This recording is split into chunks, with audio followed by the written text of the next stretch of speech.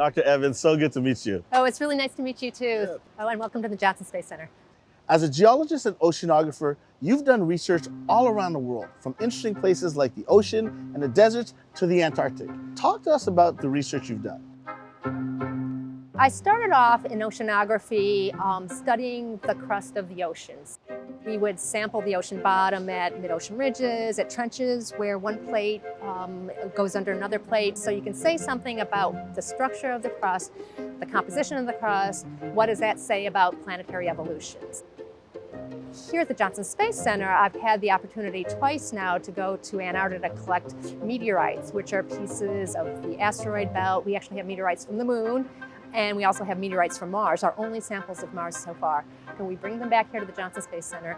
We curate them and make them available to the planetary science community to do research to understand something about planetary evolution. So it turns out the kinds of rocks that make up the ocean floor are very similar to the same kinds of rocks that you would find on Mars. Being able to understand how they're the same, how they're different, and ultimately what you're trying to do is think about what the planetary evolution is from the very earliest points of time in the solar system evolution.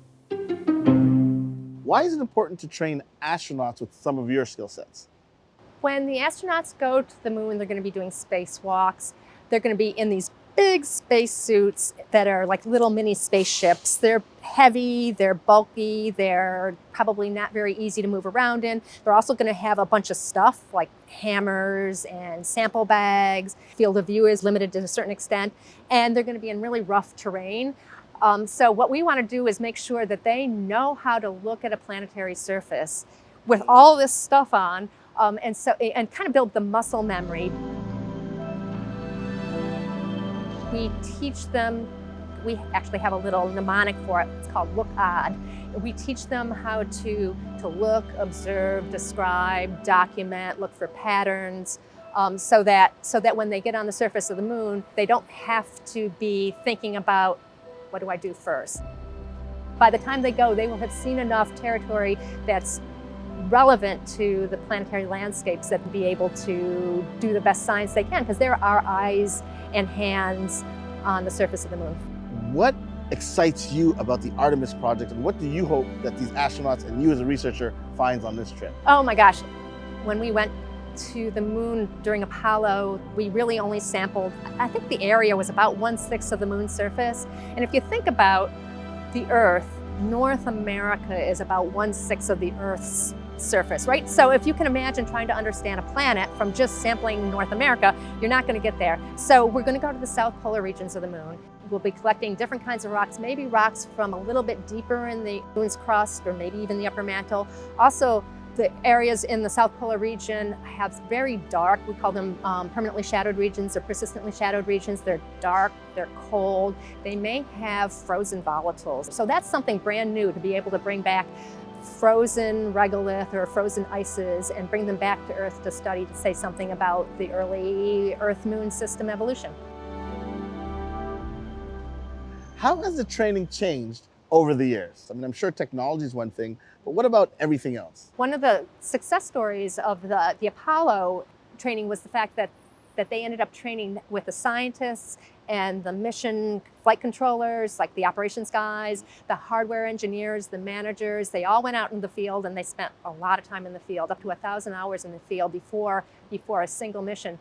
And so they had an integrated team that learned the language of geology and field science. And so we are taking that lesson to heart, trying to continue that. But in the meantime, we have new tools like augmented reality, virtual reality. We can render environments, the lunar surface or other planetary relevant environments in virtual reality, and test out bits and pieces of the operations as well. What's the thing that excites you most about the Artemis project? Whenever you go to a new place, you just see stuff that you can't imagine. And I think we all know this, like when we go someplace new, we might pull out our phones and look at Google Maps and think that we have what it's going to look like in our mind's eye, but then we get there and you go, well, that's not exactly what I thought. So we know that's going to happen with the Artemis astronauts. We're going to see stuff that we just didn't quite put together despite the data that we had. But also the fact that they're going to have a chance to, again, go and bring back samples that are unlike any samples that we've ever collected before. And hopefully we'll be able to study them for another 50 years. What are these? These are simulated moon rocks for the lunar landscape that we're building on the bottom of the pool. So these things are going to get plunked into the pool, and the astronauts are going to be training in their 1/6 gravity simulation to be able to walk over them, to use them to hammer, to do all kinds of piecemeal training for doing exploration on the moon. And they're big enough so that when you shine a light behind them for a simulated south polar sun, they're going to cast really long shadows. So there'll be a really good environment that simulates the lunar surface.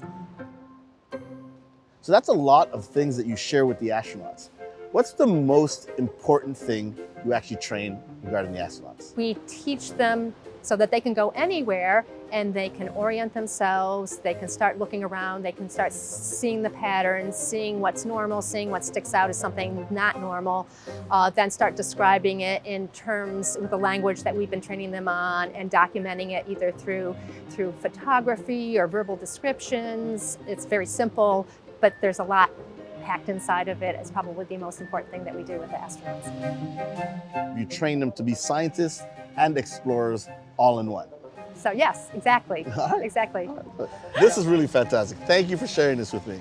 Oh, you're welcome.